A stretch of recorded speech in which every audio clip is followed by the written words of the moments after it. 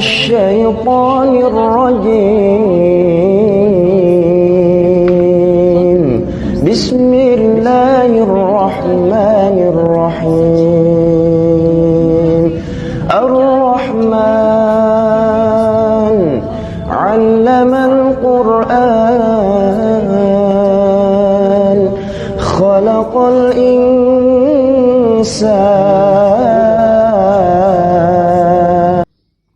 میں دونوں پر الگ الگ روشنی ڈالوں گا، لیکن میں سمجھتا ہوں کہ جب ہم اس کو فلم بند کریں گے نا مریم، تو یہ دونوں کو جب اگر ہم ملا لیں گے تو یہ کانٹینٹ بہت بڑا ہو جائے گا. اس لیے ہم ایک ویڈیو میں حق کر لیتے ہیں اور دوسری میں ہم صدق کر لیتے ہیں. اور میں سننے والوں سے درخواست کروں گا کہ جب بھی اس ویڈیو کو سنیں تو اس کے فوراً بعد والی ویڈیو صدق کو ضرور سنیے گا. ٹھیک ہے. تو ہم آج حق کو لیتے ہیں.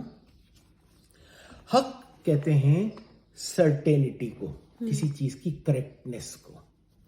حق کہتے ہیں جینوین کو، اوتھینٹسٹی کو. اب ہم ایسا کرتے ہیں، سرٹینٹی گوگل میں ڈال دیتے ہیں اور گوگل سے پوچھتے ہیں ڈیفائن سرٹینٹی. سرٹینٹی کی ڈیفینیشن کیا آتی ہے گوگل سے؟ State of being true on the basis of evidence. کسی چیز کا سچ ہونا ثبوت کی بنیاد پر. یہ ہے حق کے معنی، سرٹینٹی. اس کو ہم اپنے الفاظوں میں کہہ دیتے ہیں اوتھینٹک، مستند. یا جب ہم گاڑی کے پارٹس لینے جاتے ہیں، جینوین. بھئی یہ ٹوئٹا کمپنی کا جینوین پارٹ ہے، یہ اوریجنل ہے، اس کا یہ لفظ آتا ہے. آئیے ہم قرآن میں دیکھتے ہیں اللہ حق کے بارے میں کیا فرماتے ہیں. میں سب سے پہلی آیت ہم لیں گے سورہ یونس نمبر 10 آیت نمبر 32. بسم اللہ الرحمن الرحیم. فذالکم اللہ ربکم الحق فماذا بعد الحق الا الضلال فانا تصرفون. دیکھیے کتنا عجیب جملہ یہاں پر آئے گا. میں اس کی ترجمانی کرتا ہوں. میں اللہ ہی تمہاری جینوین اتھارٹی یعنی یقینی اختیارات رکھنے والا ہوں. تو اس جینوین کے بعد فماذا بعد الحق، گمراہی کی حیثیت ہی کیا ہے؟ تم کہاں بہ کے جا رہے ہو؟ کتنی خوبصورت اینڈنگ ہے. دوسری آیت دیکھیے، آل عمران آیت نمبر 60. الحق من ربک فلا تکن من الممترین. اوتھینٹک چیز، مستند بات تو تمہارے رب یعنی اختیارات رکھنے والے کی ذات کی جانب سے ہے. یہ میں نے اتنا بڑا ترجمہ کیا ہے رب کا. یہ لوگ کر دیتے ہیں پالنے والا. پالنے والا نہیں، یہ آپ کو پال نہیں رہا ہے اللہ. رب لارڈ ہوتا ہے. لارڈ کا مطلب ہوتا ہے اختیارات رکھنے والا. فلا تکن من الممترین، تو تم سب کو کسی شک و شبے میں نہیں رہنا چاہیے. اگلی آیت دیکھیے، انا انزلنا علیک الکتاب بالحق لتحکم بین الناس بما اراک اللہ ولا تکن للخائنین خصیما. یہ سورہ نساء کی آیت نمبر 105. یقیناً ہم نے یہ کتاب تمہارے جانب بھیجی ہے ثبوت اور دلائل کی بنیاد پر، الحق یا بالحق، تاکہ آپ لوگوں کے معاملات اس طرح طے کر دیں جیسا کہ اللہ نے آپ کو اس کے ذریعے سمجھایا ہے، اس جینوین کے ذریعے سمجھایا ہے. اب ایک اور آیت، خوبصورت آیت، سورہ بقرہ آیت نمبر 42. وَلَا تَلْبِسُوا الْحَقَّ بِالْبَاطِلِ وَتَكْتُمُوا الْحَقَّ وَأَنْتُمْ تَعْلَمُونَ. دیکھو حقائق کو فریب کے ساتھ مت ملا دینا، جینوین کو فیک کے ساتھ گڈ مڈ مت کر دینا، سرٹن چیز کو انسرٹینٹی کے ساتھ گڈ مڈ مت کر دینا، الجھا مت دینا، اور حقائق کو جاننے کے بعد جھٹلانا بھی نہیں. ایک اور آیت جو قرآن میں 4 مرتبہ یہ ٹکڑا اس آیت کا آیا ہے، وہ ہے سورہ انعام کی آیت نمبر 91. وما قدر اللہ حق قدرہ. یہ جو آیت کا ٹکڑا ہے یہ 4 بار دہرایا گیا ہے. اللہ فرماتے ہیں اللہ کو تم اتنا جینوین بھی نہیں سمجھتے جتنا کہ جینوین یا اتھینٹک ہونے کے اس کے پیمانے تھے. یعنی تم اللہ کو قدر و منزلت ہی نہیں دیتے ہو؟ کیا وہ اس کے شائن شان نہیں تھے؟ ان باتوں کو سننے کے بعد ہمیں پتہ چلتا ہے کہ حق لفظ ہی جینوین یا سرٹینٹی سے آتا ہے. سچ کا اس میں کوئی شمار نہیں آتا. سچ کے لیے دوسرا لفظ صدق ہے جو ہم دوسری ویڈیو میں کر کے دکھائیں گے. Thank you. السلام علیکم انکل. وعلیکم السلام. انکل آج ہم اپنے پچھلے ٹاپک کو کنٹینیو کرنے لگے ہیں جس میں ہم نے صدق اور حق کی بات کی تھی اور آپ نے کہا تھا کہ اس کو 2 ٹاپکس میں ہم نے 2 ڈیفرنٹ ویڈیوز میں ہم لوگ ڈیوائڈ کریں گے. تو ہم حق کا تو پہلے کر چکے ہیں, اب صدق پہ ہم کرتے ہیں. اور ویورز سے یہ درخواست ہے کہ اگر انہوں نے پہلے دیکھ رہے ہیں ویڈیو تو پہلے ہماری صدق والی حق والی جو ویڈیو ہے وہ دیکھ لیں, اور صدق پر جو ہے نا وہ اس وقت ہم کرنے لگے ہیں. بالکل. ہم نے حق کے بارے میں تو طے کر دیا تھا کہ کوئی چیز جو بڑی سرٹن ہوتی ہے, ثبوت کے ساتھ آتی ہے, دلائل کے ساتھ آتی ہے, اوتھینٹک ہوتی ہے, وہ حق ہے. اب ہم دیکھتے ہیں صدق کیا ہے. سب سے پہلے ہم لفظ صدقہ اس کے معنی دیکھتے ہیں. صدقہ کے معنی ہے وفاداری, لائلٹی. لیکن ایک بہت اہم معنی, اس کو ذہن میں رکھیے گا, ڈیووشن. کسی چیز کے لیے اپنے آپ کو وقف کر دینا, کسی خاص اصول مقصد کے لیے اپنے آپ کو سونپ دینا, ڈیووشن. یہ کریکٹنس کے لیے بھی آتا ہے, مکمل صحیح ہونے کے لیے بھی آتا ہے. ٹھیک ہے. اس کے علاوہ یہ فیتھفلنس, وفاداری کے لیے بھی آتا ہے, سنسیئرٹی کے لیے بھی آتا ہے جسے مخلص کہتے ہیں, اور ٹرو ہارٹیڈنس یعنی سچے دل سے کام کرنے کے لیے بھی لفظ صدق آتا ہے. اردو میں ایک ہم لفظ کہتے ہیں تصدیق. ہم نوٹری پبلک کے پاس جاتے ہیں, ڈاکیومنٹس تصدیق کرتا ہے. وہ کیا ہوتا ہے؟ اس کا مطلب ہوتا ہے آتھینٹیکیٹ کرنا, کنفرم کرنا, انڈوس کرنا, ویلیڈیٹ کرنا, ویریفائی کرنا. وہ اپنی مہر لگا کر ہمارے ڈاکیومنٹس کو ویریفائی کر دیتا ہے. صدق کا لفظ قرآن مجید میں 155 بار آیا ہے. آئیے ہم چند آیتوں کے ذریعے اس کو کھولتے ہیں کہ اللہ کیا فرماتے ہیں, صدق کا لفظ کس طریقے سے آیا ہے. سب سے پہلی آیت ہم لیتے ہیں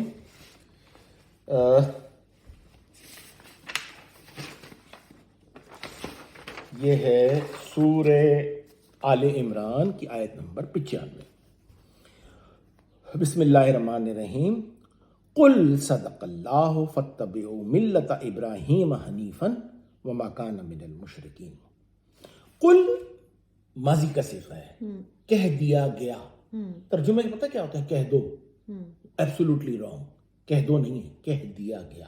اچھا, قل جب میں ٹرانسلیٹ کرتا ہوں تو میں اس کو اس طرح کہتا ہوں, 2 ٹوک بتا دیا گیا. 2 ٹوک بتا دیا گیا. کیا ہے؟ قل صدق اللہ. 2 ٹوک بتا دیا گیا کہ مکمل صحیح یا کریکٹ صرف اللہ ہی ہے. فاتبعوا ملت ابراہیم, تو تم ابراہیم کے طریقے کار کو فالو کرو, اس کی پیروی کرو, حنیفاً یکسو ہو کر, ون سائیڈڈ ہو کر. وما کان من المشرکین, پھر اس میں کسی دوسرے طریقے کو مکس نہیں کرنا. یہ آ گیا اس کا ترجمہ. اب دوسرا دیکھیے جہاں پر لفظ حق اور صدق دونوں آئیں گے. یہ سورہ صافات کی 37 کی 37 ہے. 2 حصوں میں ہے یہ آیت. بل جاء بالحق وصدق المرسلین.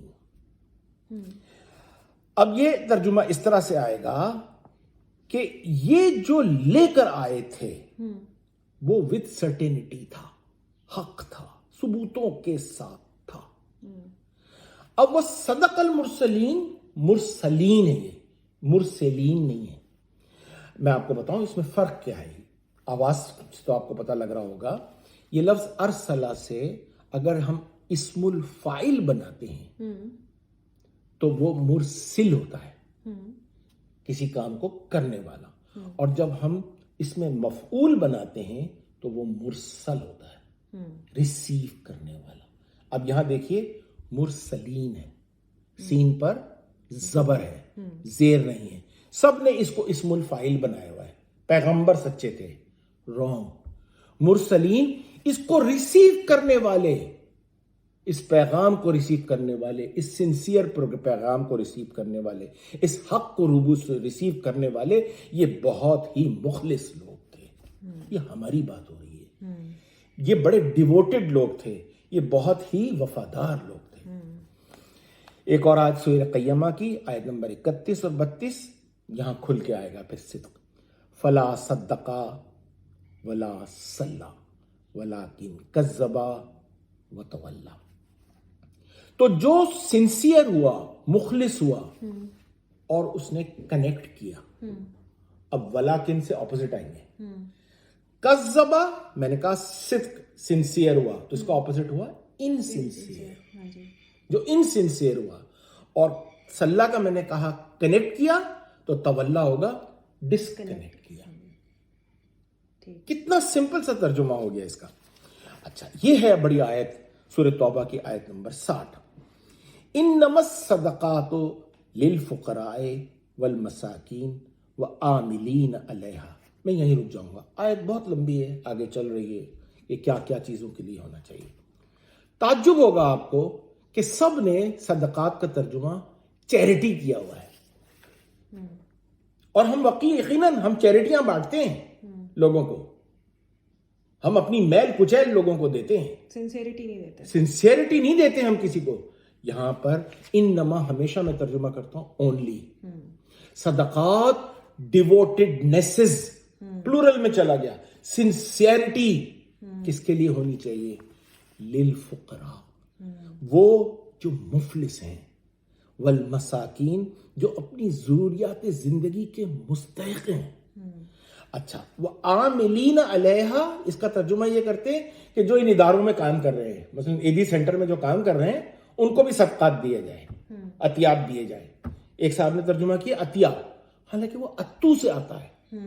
عطیات خود عربی کا لفظ ہے جو کہ اتو سے آتا ہے. انا اعطیناک الکوثر, ہم نے تمہیں عطا کی کوثر. یہاں تو صدقات ہے, عطیات کہاں سے آ گیا اس کا ترجمہ؟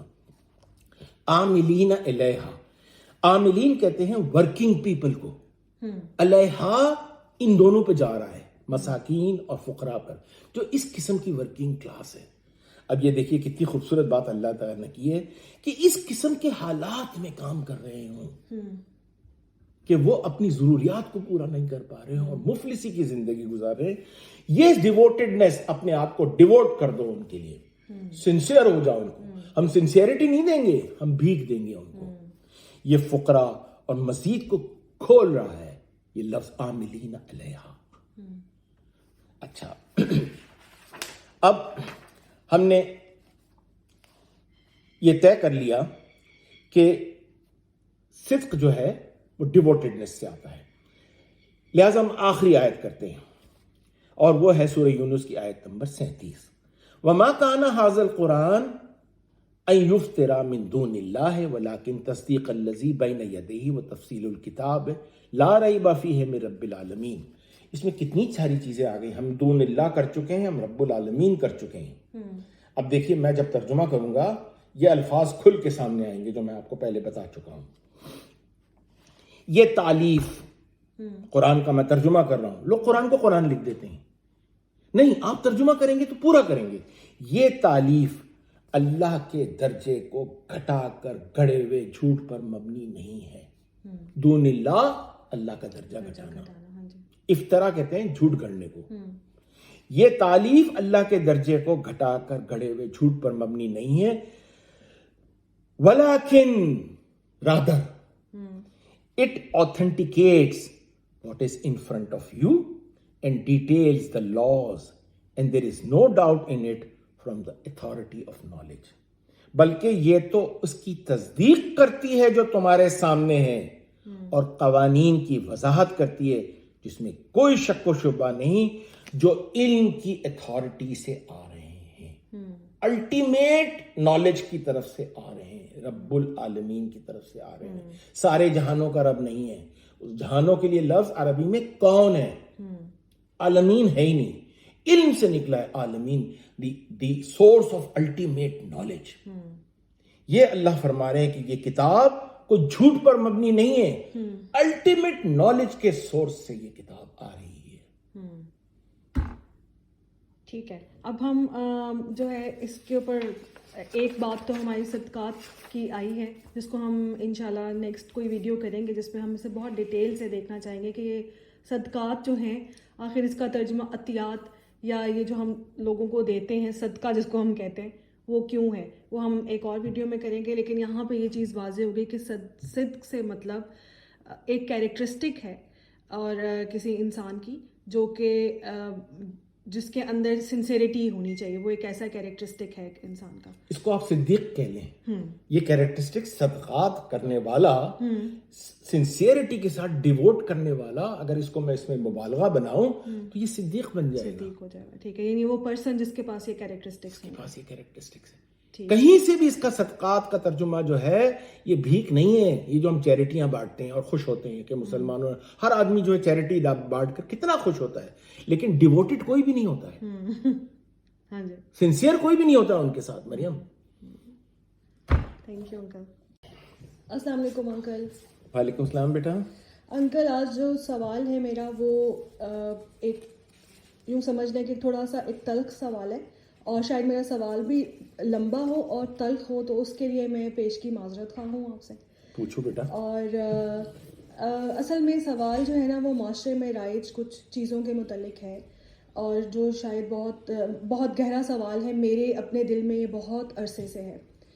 تو سوال یہاں سے شروع ہوتا ہے کہ ہم جب بھی خواتین کے حقوق کی بات کرتے ہیں تو ہم ہمیشہ کہتے ہیں کہ اسلام نے بہت حقوق دیے عورت کو، جس میں ہم کچھ گھسی پٹی مثالیں لے کر آتے ہیں، جس میں ہوتا ہے کہ ہم ماں کو بہت مقام حاصل ہے یا بیوی کی عزت کرو، بس یہ چیزیں ہم لے آتے ہیں. مگر ہم وہ چیزیں بھول جاتے ہیں جو کہ متعدد تراجم کے اندر موجود ہیں، جیسے کہ عورت کی آدھی گواہی ہے، عورت ایک ناقص العقل مخلوق ہے، عورت کو مارو یا پھر اس کے ساتھ اس کے اوپر آپ 3 سوکنے لے کر آ سکتے ہیں، 4 شادیاں کر لو. عورت کے اوپر آپ داروغہ بن جائیں، قوام بن جائیں، جس کو کہ عام طور پہ ہم داروغہ ہی تقریباً بن جاتے ہیں، اور ہمیں ہر طرح کی اجازت جو ہے وہ مرد سے چاہیے. تمام نبی مرد ہیں.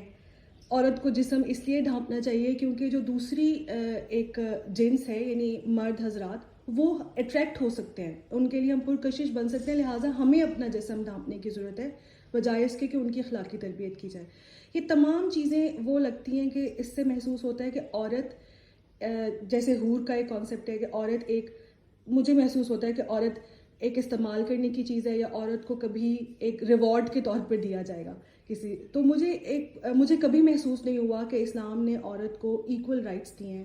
مجھے ہمیشہ ایسا لگا کہ عورت جو ہے وہ ایک اللہ تعالیٰ نے ایک سپیریئر مخلوق بنائی ہے آدمی، اور ایک انفیریئر مخلوق بنائی ہے عورت، جو کہ اس کے انڈر رہنے کے لیے اور اس کی ہر طرح کی اجازت درکار ہے، اور وہ اس کا تقریباً داروغہ ہے. تو میرے دل میں اس کی بہت الجھن ہے. آپ اس کو تھوڑا سا مجھے ایکسپلین کر دیجیے کہ کیسے ایکول رائٹس ہیں، کیا ہے اسلام، کیا اس کے متعلق کہتا ہے. مریم، آپ نے تو میرے دل کے عجیب تار چھیڑ دیے ہیں، اور میں آپ سے بھی اور سننے والوں سے بھی ہاتھ جوڑ کر پہلے سے میں بھی معافی مانگتا ہوں کہ اگر میری گفتگو میں کوئی سخت الفاظ آ جائیں تو مجھے معاف کر دیجیے گا. آپ کو حیرت ہوگی، آپ نے تو بہت ساری باتیں بول دی، میں اس کو تھوڑا سا بریف کرتا ہوں کہ اللہ کی اس کتاب کے اندر آپ نے کہا نا کہ عورت کے ساتھ 4 شادی کر سکتے ہیں، 4 عورتوں سے، اور پھر اس کی پٹائی بھی کر سکتے ہیں. فحش کاموں پر عورت کو قید کر کے رکھنا ہے. عورت کو جب حیض آتا ہے وہ ناپاک ہوتی ہے. عورت کو لانڈی اور باندی بنا کر اس کی اجازت کے بغیر اس کے ساتھ مباشرت کرنی ہے. عورت سے کب، کہاں اور کیسے مباشرت کرنی ہے، کیونکہ وہ تمہاری کھیتیاں ہیں. یہ جملے آتے ہیں. عورت کو طلاق دینی ہے. عورت کا مہر یعنی اس کے جسم کی قیمت مقرر کرنی ہے اسے استعمال کرنے سے پہلے. عورت کو عزت گزارنی ہے، اور عورت کو دودھ پلانے کا معاوضہ بھی دینا ہے. ان تمام باتوں کو سننے کے بعد میں ایسی ذات کو جس نے اس کتاب کے اندر یہ باتیں درج کر دی ہوں، معاذ اللہ میں اسے ذوالجلال والاکرام کہہ سکتا ہوں. دل نہیں مانتا اس بات کو؟ نہیں مانتا. میں اس کو سبحان اللہ تعالی اما یصفون کہہ سکتا ہوں. محسوس نہیں ہوتا ایسا. محسوس نہیں ہوتا. تو یہ کیسی باتیں اس میں داخل کر دی گئی ہیں کہ ایک ہی جنس کو اتنا اونچا مقام اور ایک ہی جنس کی اتنی تذلیل، وہ بھی خالق کائنات کی جانب سے. یہ تمام جھوٹ، افتراء اور دروغ گوئی ہے جو اس کے ترجموں میں داخل کر دی گئی ہے. آج ہم تمام باتوں کو چھوڑ کر، اور ہم ان تمام باتوں کے اوپر ضرور گفتگو کریں گے مریم، لیکن آج آپ کو میں ایک چھوٹی سی بات بتاتا ہوں. بڑی عام بات ہے، عورت کی آدھی گواہی ہے. 2 عورتیں ملیں گی تو ایک گواہی بنے گی. ایک مرد ہوگا تو اس کی گواہی ایک مانی جائے گی. کتنی ہی گھٹیا بات اور غلط بات ہے. اب یہ ہوا کیسے؟ یہ ہوا کیسے ہے کہ وہ جو آیت قرآن مجید کی جس میں انہوں نے یہ ترجمہ کیا ہے، وہاں ایک لفظ آیا ہے. اس لفظ کو انہوں نے کس طرح مس انٹرپریٹ کیا ہے، آئیں پہلے اس کو دیکھتے ہیں. لفظ ہے رجل. رجل کے معنی ہوتے ہیں مین، پرسن، بلوک، فیلو، کوو. آسٹریلیا میں اس کو میٹ کہتے ہیں اور امریکن اس کو ڈیوڈ بولتے ہیں. یہ ہے رجل کے معنی. اب رجلن یہ جب تنوین کے ساتھ آتا ہے قرآن میں تو اس کا ترجمہ آدمی نہیں ہے. اس کا مطلب ہے اتھارٹیٹیو پیپل، صاحب حیثیت معاشرے کے اندر ایک مقام رکھنے والے لوگ، income producer, people with masculine qualities, grown up people, men of distinction, leadership personalities. تو رجل عورت بھی ہو سکتی ہے. رجل عورت بھی ہو سکتی ہے، ماشاء اللہ. رجل عورت بھی ہو سکتی ہے.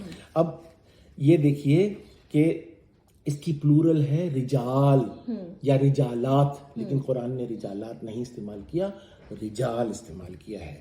آئے میں آپ کو 2 آیتیں رجل کی اور 2 آیتیں رجال کی بتاؤں گا جہاں یہ ترجمہ کھل کے سامنے آئے گا. سورہ نساء کی آیت نمبر 34، بسم اللہ الرحمن الرحیم. الرجال قوامون علی النساء. آپ نے خود ہی کہا مرد عورتوں پر دار ہوگا. نہیں. ڈسٹنکٹیو فیلو اور کسٹوڈینز اوور ویکر فیلو. سو نساء کا مطلب ہے ویکر فیلو. یس. اوکے. اب یہ ڈسٹنکٹیو پیپل جو ہے یہ مرد بھی ہو سکتے ہیں، یہ عورتیں بھی ہو سکتی ہیں، اور ویکر فیلو کے اندر مرد بھی آ سکتے ہیں اور عورتیں بھی. یعنی نساء جو ہے وہ ویک مرد بھی ہو سکتے ہیں. ایگزیکٹلی. اگر یہ رجل مرد ہے اور نساء عورت ہے تو پھر ذکر و انثی کیا ہے قرآن میں؟ یہ بھی تو لفظ استعمال کیا ہے نا قرآن میں. ذکر مرد، مذکر انثی مؤنث. تو وہ کیا ہے پھر؟ آپ سوچیں. دوسرا ایک لفظ جملہ آتا ہے سورہ یوسف کے اندر 109 آیت، وما ارسلنا من قبلک الا رجالا نوحی الیہم من اہل القری. ترجمہ یہ کر دیتے ہیں کہ مردوں کو ہم نے بھیجا نہیں، آپ سے پیشتر ہم نے ممتاز لوگوں کو ہی وہی دے کر بستیوں والوں کی طرف بھیجا ہے. ڈسٹنکٹیو پیپل لوگوں کو بھیجا ہے. یہ 2 آیتیں ہو گئیں جس میں رجال آیا تھا. اب دیکھیے لفظ رجل. وجاء من اقصى المدینۃ رجل یسعی. یہ سورہ یاسین کی آیت نمبر 20 ہے. شہر کے دور دراز حصے سے ایک ممتاز شخص بڑے جذبے کے ساتھ آ رہا ہے. اور دوسری ایک آیت دیکھیے، یہ ہے 23 کی 38، ان ہوا الا رجل افترا علی اللہ کذبا وما نونہ لہ بمؤمنین. بلکہ یہ صاحب حیثیت شخص اللہ کے حوالے سے جھوٹ باندھ رہا ہے، ہم ہرگز اس کی بات نہیں مانیں گے. یہ نوح کے ضمن میں یہ تمام جملے آ رہے ہیں اس صورت کے اندر، جو نوح سے کہہ رہے ہیں کہ یہ تو بڑا صاحب حیثیت ہے لیکن یہ جھوٹ باندھ رہا ہے، یہ ڈسٹنکٹیو پرسن ہے ہمارے معاشرے کا، یہ جھوٹ بول رہا ہے، ہم اس کی ہرگز نہیں مانیں گے. اب آتے ہیں اس آیت کے اوپر. قرآن مجید کی سب سے بڑی آیت یہی آیت ہے جس کو ہم سورہ بقرہ کی 282 کہتے ہیں. وہاں کچھ معاہدہ لکھنے کی بات ہو رہی ہے کہ مرنے سے پہلے اپنی وصیت کو یا اپنے تمام باتوں کو تحریر میں لے آؤ. اور وہاں یہ جملہ میں بیچ میں سے اٹھا کے آپ کو سمجھاؤں گا. یہ ہے جملہ وَاسْتَشْهِدُوا شَهِدَيْنِ مِن رِجَالِكُمْ فَإِن لَّمْ يَكُونَا رَجُلَيْنِ فَرَجُلٌ وَامْرَأَتَانِ مِمَّا تَرْضَوْنَ عَنِ الشُّهَدَاءِ أَن تَضِلَّ إِحْدَاهُمَا فَتَذَكِّرْ إِحْدَاهُمَا. اب اس کا ترجمہ یہ کرتے ہیں کہ تم میں سے دو جب بھی کوئی ایسا ہو تو گواہی کے لیے کچھ لوگوں کو بلا لو، ان میں سے دو مرد ہوں. اگر دو مرد نہ ملیں تو ایک مرد اور دو عورتیں بلا لو. بالکل غلط. یہاں بھی لفظ رجل اور رجلین اور رجالکم وہ لفظ آ رہے ہیں. میں رجال سمجھا چکا ہوں. اب آپ دیکھیے میں اس آیت کا ترجمہ کرتا ہوں اور اس کی ترجمانی کر کے بتاتا ہوں. Call someone as a witness to testify among your men of distinction. وَاسْتَشْهَدُوا شَهِدَيْنِ مِن رِجَالِكُمْ. ڈسٹنکٹیو پیپل کو گواہی کے لیے بلا لو. اب آگے چل کے اللہ کہتے ہیں فَإِن لَمْ يَكُونَا رَجُلَيْنِ. If two men are not available. فا سے شروع ہو رہی ہے بات. فَرَجُلٌ وَامْرَأَتَانِ. اب یہ ہوگا then distinctive and two women. اب وومن کو بھی آپ کو جب لینا ہے تو ڈسٹنکٹیو وومن کو لینا ہے، کالج کی لڑکی کو نہیں لینا ہے. رائٹ؟ اتھارٹیٹیو خاتون کو لینا ہے. آگے کہتے ہیں اللہ whose testimony is acceptable to all. ایسی خاتون اٹھانی ہے کہ اس کی ٹیسٹیمنی کو لوگ کہیں کہ ہاں یہ کالج کی پروفیسر ہے، اس کی ٹیسٹیمنی مانی جائے گی. اب آگے دیکھیے if one of them fails to remember the other would remind. یہ جملہ دونوں پہ جا رہا ہے، مرد پہ بھی جا رہا ہے اور دو عورتوں پہ بھی جا رہا ہے. ایسا ہو سکتا ہے کہ اگر ہم ایک آدمی لیتے اور اسے آگے چل کے کوئی بیماری لاحق ہو جاتی، ڈیمینشیا ہو جاتا تو وہ بھول جاتا یا اس بات کو مکمل یاد نہ رکھ پاتا تو دوسرا اسے یاد دلائے. یہ دو مرد بھی ہو سکتے ہیں، یہ دو عورتیں بھی ہو سکتی ہیں. یہ جملہ احدہما، ہما کی ضمیر مردوں کے لیے بھی جاتی ہے. ہوا ہما ہم، ہیا ہما ہننا. ہما کی ضمیر دو کے لیے مردوں پہ بھی جاتی ہے عورتوں پہ بھی جاتی ہے. یہ گرامیٹیکل اس کو اگر اٹھایا جائے تو یہاں سے نکلتا ہے، لیکن انہوں نے ہما کی ضمیر صرف عورتوں پہ ڈال دی کہ وہ جو دو عورتوں میں سے ایک عورت بھول جائے تو دوسری اس کو یاد دلائے. کم عقل عورت. اور مرد کو تو نہیں ہو سکتا ڈیمینشیا. نہیں، مرد کو تو ڈیمینشیا ہو ہی نہیں سکتا، نہ وہ بھول سکتا ہے. یہ انصاف ہے، یہ عادل اللہ. اچھا، تو اس کا مطلب یہ ہوا کہ یہ آدھی گواہی والی بات تو ہمیں کلیئر ہوگی کہ ایسا کچھ نہیں ہے، کوئی آدھی گواہی نہیں ہے، دونوں کے ایکول لیول پہ، صرف اتھارٹیٹیو ہونا چاہیے. معاشرے کا ڈسٹنکٹیو پرسن اٹھانا ہے جس میں لیڈرشپ کوالٹیز ہوں، وہ گواہی دے گا. میں اگر کوئی آئے تو میں اگر اپنے مکان کی یہ لیز لینا چاہوں تو میں معاشرے کے دو ڈسٹنکٹیو لوگوں کو لاؤں گا، نہ کہ ایک لیبر کو لے کر آ جاؤں اور ایک کالج کے لڑکے کو لے کر آ جاؤں. ان کی گواہی کوئی بھی نہیں مانے گا. جب میں اس بات کو کورٹ میں رکھوں گا تو کہیں گے یہ آپ نے کون دو لوگ لے لیے. معاشرے کے ممتاز لوگوں کو گواہی کے لیے بلاؤ، اور وہ دو ممتاز لوگ دو مرد بھی ہو سکتے ہیں، دو عورتیں بھی ہو سکتی ہیں. ٹھیک ہے، تھینک یو انکل. لیکن اب اس کے اندر یہ ہے کہ اس پہ بہت سارے ٹاپکس ہم نے، آپ نے بھی بتا دیے، میں نے بھی شروع میں سوال میں یہ کر دیا کہ بہت ساری ایسی چیزیں ہیں جن پہ سوال اٹھ سکتا ہے. تو کیا ہم ایسا کر سکتے ہیں کہ ہم ان کے اوپر الگ الگ ویڈیوز بنائیں؟ بالکل بیٹا، ہم ایک ایک موضوع کو میں آپ کو بتا سکتا ہوں کہ یہ کتنا اللہ کے اوپر جھوٹ گھڑا گیا ہے. ٹھیک ہے، پھر ہم اپنے سننے والوں سے یہ کہتے ہیں کہ یہ پارٹ 1 ہے، اور اس کے بعد ہم جو ہے نا اگلے پارٹس لے کر آئیں گے. تو پلیز آپ اس کو بھی سنیے گا، اور تاکہ ہمارے سب کے کانسیپٹس کلیئر ہوں. Thank you. بالکل.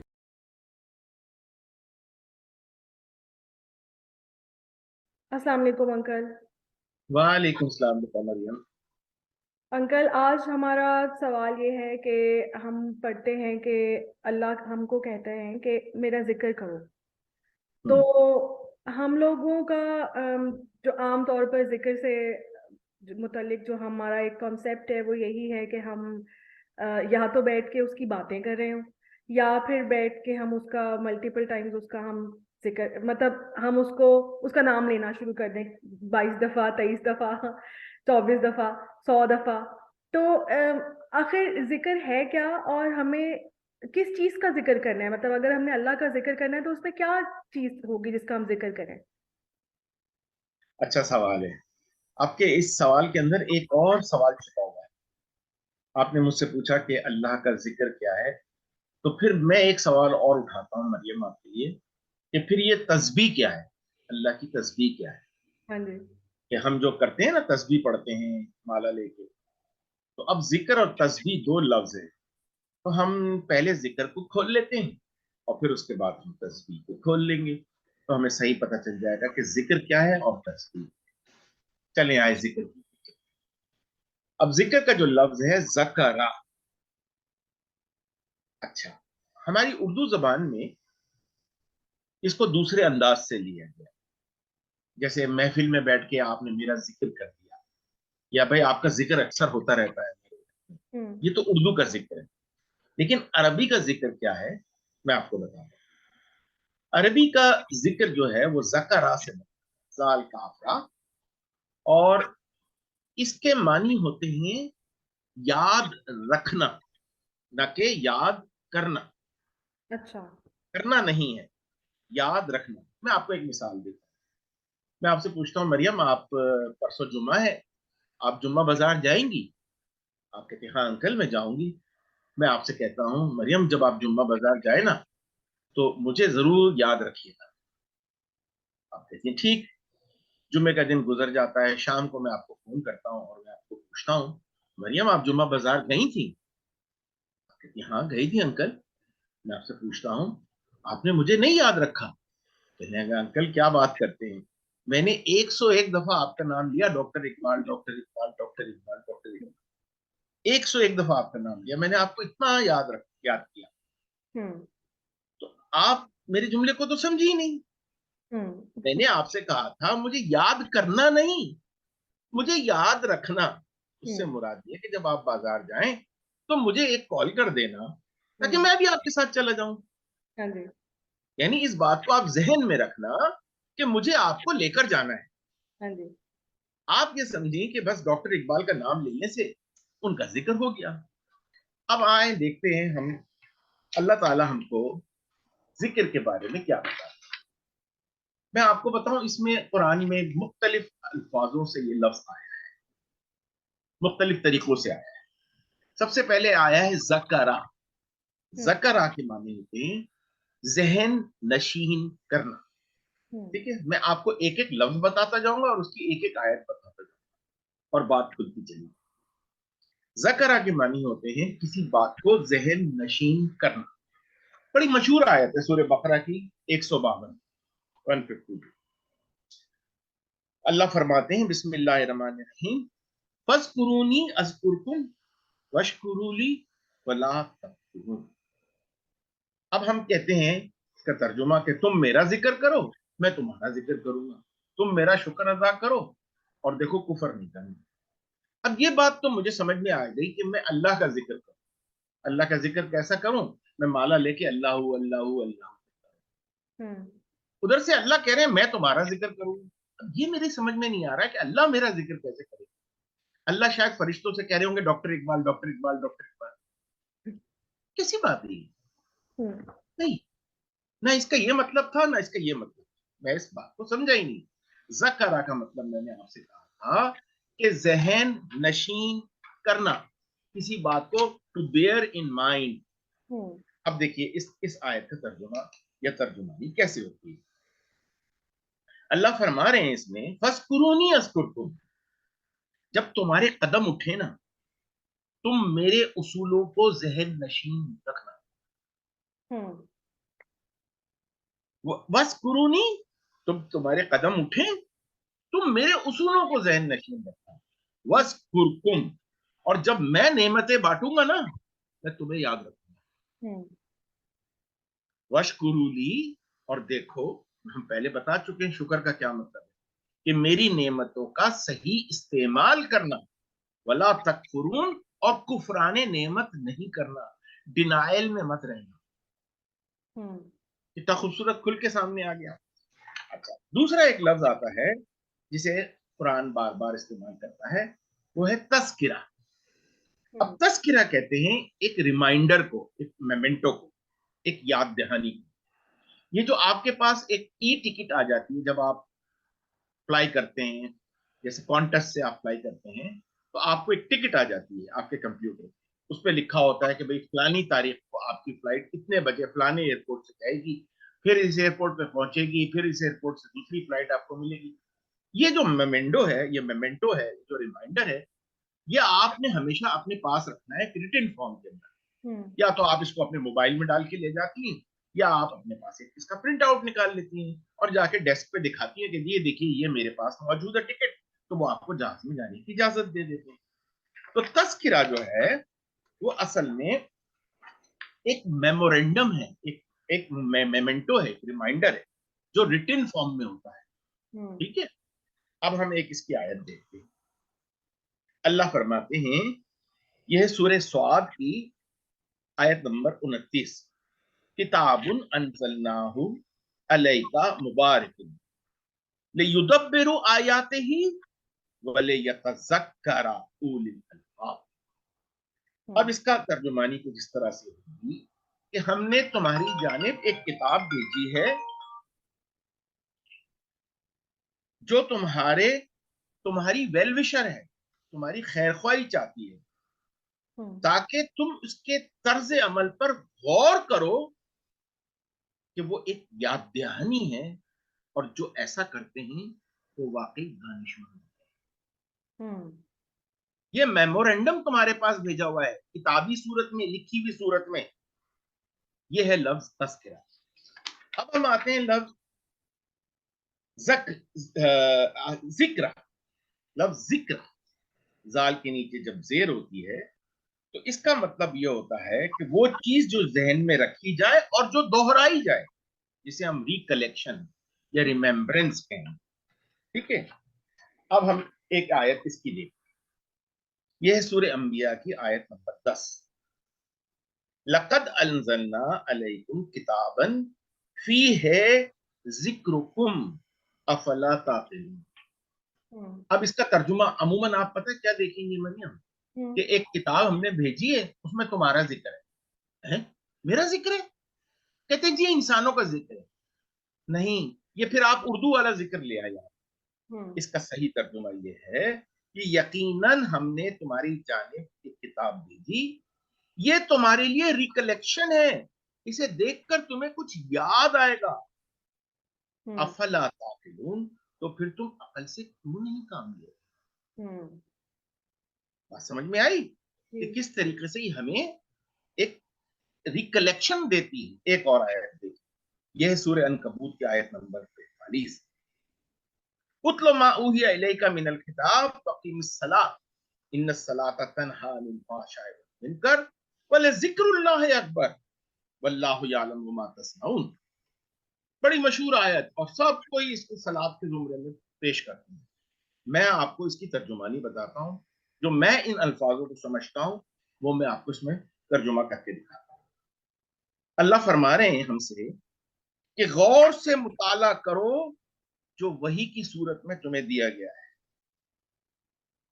اور ایک کتاب کی صورت میں اب وہ آ چکا ہے, اور دو طرفہ تعلقات کو بحال کرو. یہ دو طرفہ تعلقات تمہیں روک دیں گے پستی کردار سے اور ناپسندیدہ افعال سے. اور اللہ کا اس طرح ذہن میں رکھنا بہت اہمیت رکھتا ہے. وَلَذِكْرُ اللَّهُ اکبر, اللہ کو اس طرح ذہن میں رکھنا اکبر ہے, بہت اہم ہے. وَاللَّهُ يَعْلَمُ مَا تَصْنَعُونَ, اور اللہ تو بخوبی واقف ہیں اس چیز سے جو تم ترتیب دے رہے ہو. اب سمجھ میں آ رہی ہے بات, ایک ریمیمبرنس ہے, ایک ریکلیکشن ہے, کچھ چیزوں کا مجموعہ ہے, لکھی ہوئی چیزوں کا مجموعہ ہے, اسے پڑھنے کے بعد مجھے کوئی چیز ذہن میں یاد آئی. ٹھیک ہے, اب آخر میں ایک دو آیتیں ہم دیکھ لیتے ہیں لفظ مدکر کی. اب یہ بڑا ایک عام سا جملہ ہم سنتے ہیں اپنے مدرسوں میں، اپنے درسوں کے اندر، اپنے قرآن میں، لوگوں کے منہ سے، اور وہ ہے سورہ قمر کی ایک آیت، آیت نمبر 17۔ یہ آیت 4 دفعہ آئی ہے، 17 میں آئی ہے، پھر 22 میں آئی ہے، پھر 40 میں آئی ہے۔ وَلَقَدْ يَسَّرْنَا الْقُرْآنَ لِلذِّكْرِ فَهَلْ مِن مُدَّكِرٍ۔ اب یہ مدکر ایکچولی ذکر سے ہی بنا ہے۔ اب اس کا عموماً ترجمہ یہ کر دیا جاتا ہے کہ ہم نے قرآن کو آسان کر دیا تو کون ہے جو اس سے نصیحت حاصل کرتا ہے؟ ارے نصیحت تو لفظ ہی نہیں لکھا، اور نصیحہ نصحہ یہ تو خود عربی کا لفظ ہے۔ اللہ یہ تو نہیں کر رہے ہیں اور کہہ رہے ہیں کہ وَلَقَدْ يَسَّرْنَا الْقُرْآنَ لِلذِّكْرِ فَهَلْ مِن منحسین نہیں کہہ رہے ہیں کہ کون ہے جو اس سے نصیحت حاصل کرے۔ نصیحت تو خود نصحہ عربی کا لفظ ہے، یہاں پر لفظ ہے مدکر۔ اب دیکھیے اس کا صحیح ترجمہ کیا ہے۔ اس کتاب کو ہم نے ایسا ڈیزائن کیا ہے، اس قرآن کو ہم نے ایسا ڈیزائن کیا ہے کہ اس سے چیزوں کو آسانی سے یاد رکھا جا سکتا ہے۔ لذکر فہل من مدکر، تو کون ہے جو اس کو ریکلیکٹ کرتا ہے، جو اس سے استفادہ کرتا ہے۔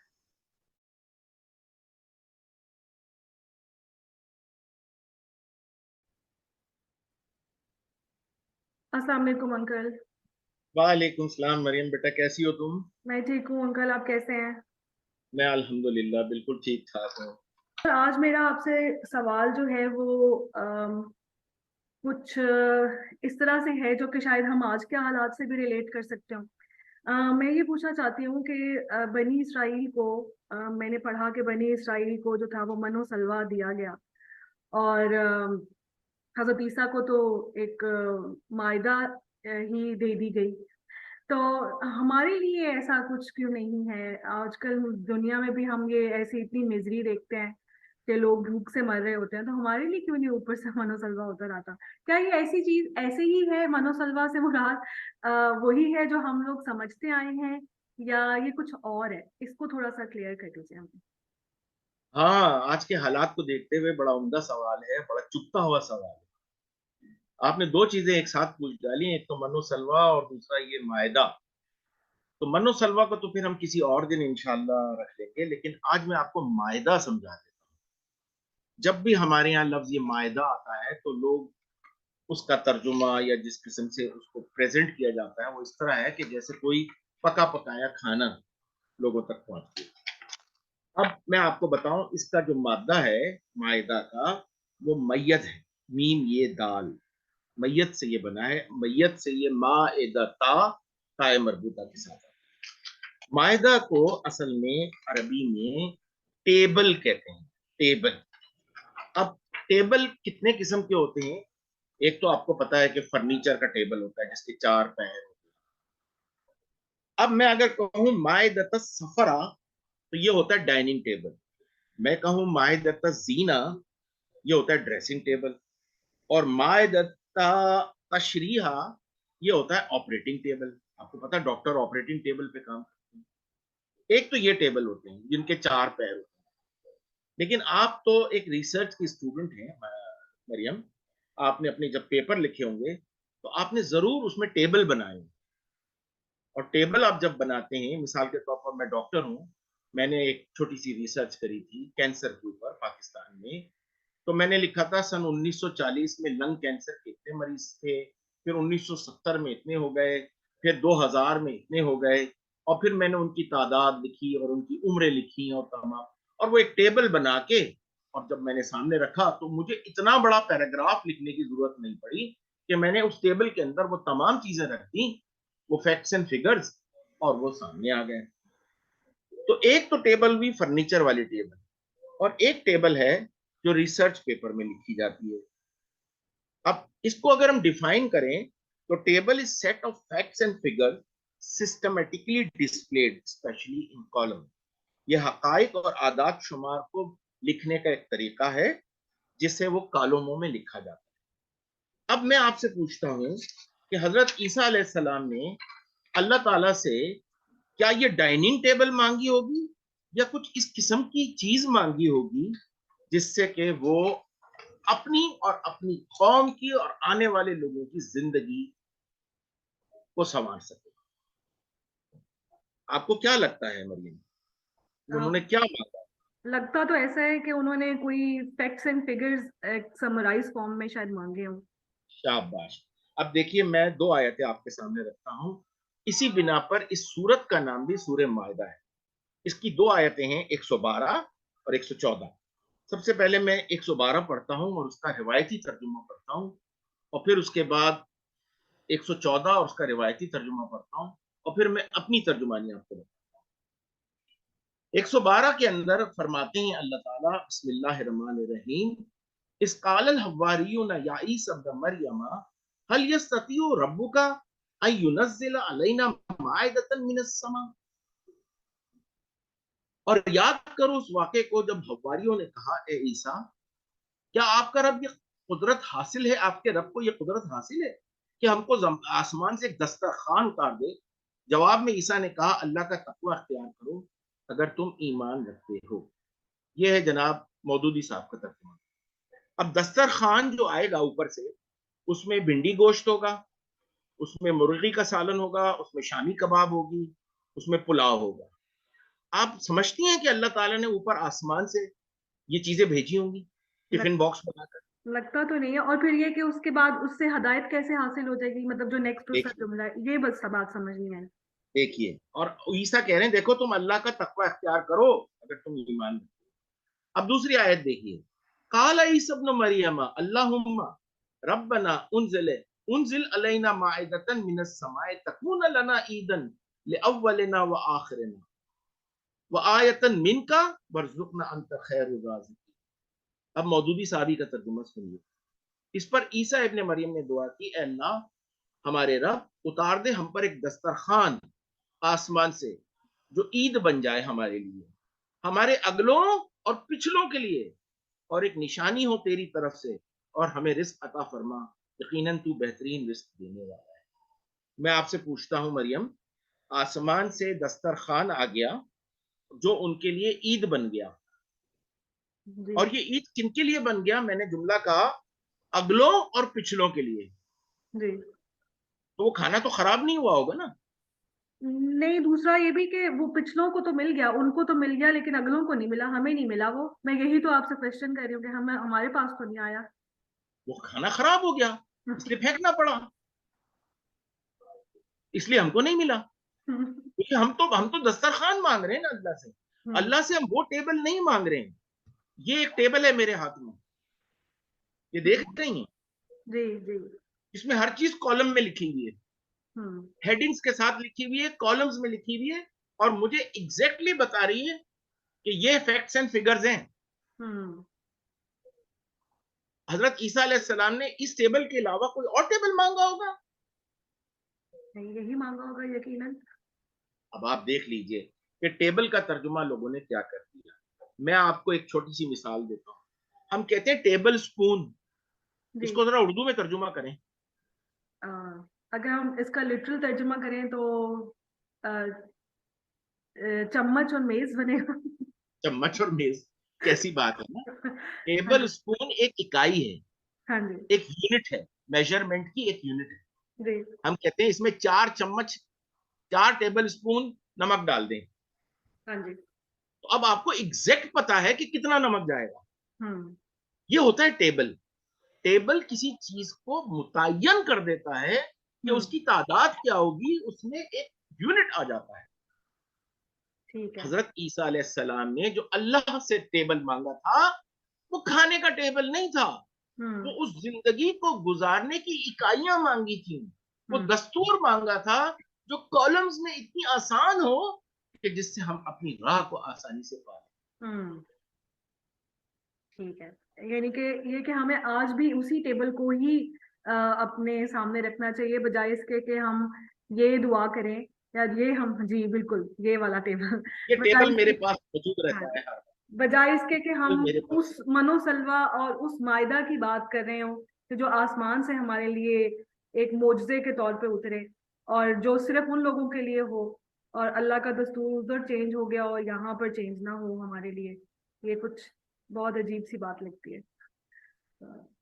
سمجھ میں آ گئی ہوگی. اب انشاءاللہ اگلی دفعہ ہم من و سلوہ کو بھی بتائیں گے کہ بنی اسرائیل کو من و سلوہ کس فارم میں دیا گیا. ٹھیک ہے، تھینک یو انکل. بہت بہت شکریہ.